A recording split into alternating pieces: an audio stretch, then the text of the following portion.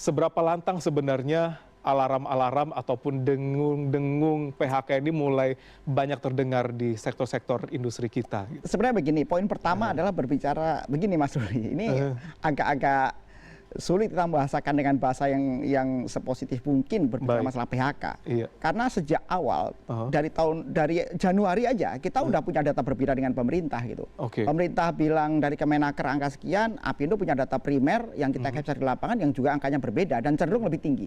Artinya ini memang menjadi alarm yang menjadi sinyal seharusnya kita lebih mitigasi dari awal, itu benar.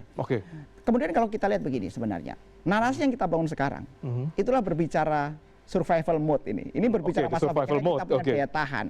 Jadi yang sedang tidak relevan bukan masalah PHK berapa banyak, yang penting bertahan dulu. Nah, dalam konteks masalah survival mode, itu maka tentunya menjadi langkah rasional berbicara masalah efisiensi. Nah, efisiensi tentunya salah satu variabel adalah berbicara tenaga kerja. Memang kemudian ini akan menjadi rasionalisasi yang secara terukur. Makanya sebenarnya Mas Ruli, kalau kita lihat sebenarnya PHK ini juga tidak berjalan secara sistematik gitu. Enggak juga. Ini case by case gitu. Nah, data kita menunjukkan hal tersebut. Justru yang perlu dibangun adalah bagaimana komunikasi bilateral.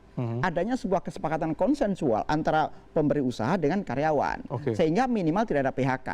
Karena dari awal Apindo sudah memproyeksi dari tahun 2025 kemarin itu untuk 5 tahun ke depan sekitar ya 67% pengusaha belum akan melakukan ekspansi secara besar-besaran. Data Apindo memang. Kira-kira begitu Mas Ruli. Dan tentunya bagian dari tidak ekspansinya itu tentunya akan ya tenaga kerja sementara yang ada dulu sambil optimalisasi yang ada gitu. Nah, itu yang menjadi data yang perlu kita cermati. Bagaimana kemudian ketika karyawan sudah ada, jangan kemudian berbicara masalah PHK, karena PHK sekali lagi buat pengusaha, buat rekan-rekan di private sector itu juga menjadi langkah terakhir yang akan kita lakukan. Tapi sekali lagi perlu dibangun hubungan yang bersifat mutualistik dan konsensual antara pemberi kerja dengan